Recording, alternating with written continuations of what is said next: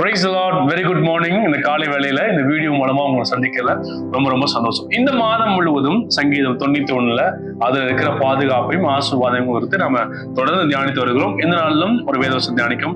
சங்கீதம் 91 7வது வசனம். உன் பக்கத்தில் 1000 பேரும் உன் வலதுபுறத்தில் 10,000 பேரும் விழுந்தாலும் அது உன்னை அணுகாது. உன் கண்களால் மாத்திரம் நீ அதை பார்த்து துன்மார்க்கருக்கு வரும் பலனை காண்பார்.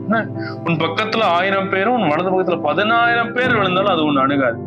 ஏன் என் பக்கத்துல 1000 பேர் 10,000 பேர் விழுகிறான்? ஏன்னா இந்த வசனம் ரொம்ப கண்டினியூஸா வந்துட்டே இருக்கு.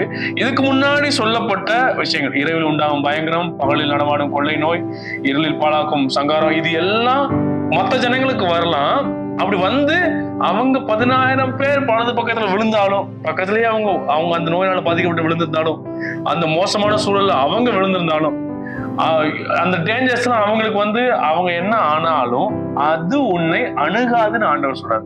உன் பக்கத்துல விழுந்தாலும், உன் பக்கத்துல 10,000 பேர் விழுந்தாலும் அது உன்னை அணுகாது. என்ன நம்பிக்கை நமக்கு இருக்கணும் அப்படின்னா, கண் முன்னாடி பெரிய பாதிப்புகள் எல்லாருக்கும் நேர்ந்தாலும் எதுவுமே எனக்கு வராது. ஏன்னா பைபிள் வசனம் சொல்லுது, அதை உன் கண்களால் மாத்திரம் நீ அதை பார்த்து துன்மார்க்கருக்கு வரும் பலனைகள். யூ கேன் see, நீ அதை பாப்ப அவங்களுக்கு வந்துருச்சு அப்படின்னு. ஆனா அவங்களுக்கு வந்தாலும் அந்த பாதிப்பும், அந்த டிஸ்ட்ராக்ஷன், அந்த மோசமும், அந்த பாழாக்கும் சங்காரமும் ஒரு நாளும் உங்களையும் உங்களுடைய குடும்பத்தையும் அணுகவே அணுகாது.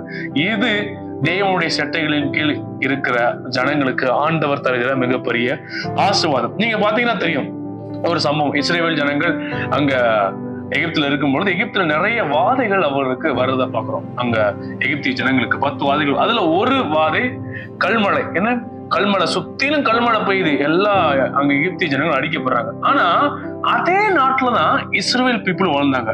அங்க யாத்திராமத்துல ஒவ்வொரு வருஷம் சொல்லப்பட்டிருக்கிறது, இஸ்ரவேல் புத்திரர் வாழ்ந்த கோசே நாட்டிலே மாத்திரம் கல்மழை பெய்யவில்லை. நல்லா கவனிங்க, பக்கத்துல இருக்கிற அந்த எகிப்திய நாட்டுல கல்மழை விழுகுதுங்க, நெருப்பு கீழே போகுதுங்க, அவங்க எல்லாம் அழிஞ்சு போறாங்க. பக்கத்துல 10,000 பேர் விழுந்து போறாங்க, 1000 பேர் விழுந்து போறாங்க, வலதுபுறத்துல நிறைய பேர் விழுந்து போறாங்க. இது எல்லாம் அந்த இஸ்ரவேல் பீப்புள் பார்த்துட்டு தான் இருக்காங்க. ஆனா அது ஒன்றும் அவர்களை அணுகவில்லை. ஏன்னா அவங்க தேவனுடைய செட்டைகளின் மறைவிலே இருக்கிறார்கள், தேவனுடைய பாதுகாப்புல இருக்கிறார்கள். அவங்க இருந்த நாட்டுல மட்டும் கல்மழை பெய்யவே இல்லை. இதான் ஆண்டவர் நமக்கு ஆசீர்வாதமாக கூட. நீங்க காட்ஸ் பிரசன்ஸ்ல இருக்கீங்க, காட்ஸ் கேரிங்ல இருக்கீங்க, அவருடைய அரவணைப்புல இருக்கீங்கன்னா, உன்னதமானவருடைய மறைவில் சர்வ வல்லருடைய நிழல்ல நீங்க தங்கி இருக்கீங்கன்னா, உங்களுக்கு ஆண்டவர் கொடுக்கிற மிகப்பெரிய ஆசீர்வாதம், பாதுகாப்பு என்ன தெரியுமா? எதுவுமே ஒண்ணு அணுகாது. நீங்க அதை பார்ப்பீங்க, ஆனா உங்களை அது அணுகவே அணுகாது. இதெல்லாம் துன்மார்க்கருக்கு வரும். நீங்க தான் துன்மார்க்கர் இல்லையே, நீங்க நீதிமானா இருக்கிறபடியினால் உங்களுடைய வாழ்க்கையில இந்த மாதிரியான சேதாரங்கள், இந்த மாதிரியான ஆபத்துக்கள் எதுவுமே உங்களை அணுகாமல் தேவன் இந்த நாளில் உங்களை கண்ணின் மணி போல பாதுகாப்பாங்க. தொடர்ந்து இந்த நாளிலும் கூட அவருடைய சட்டைகளிலே, அவருடைய நிழலில் தங்கி இருக்க தேவன் உங்களுக்கு உதவி செய்யட்டும். God bless you and thank you. Have a great day.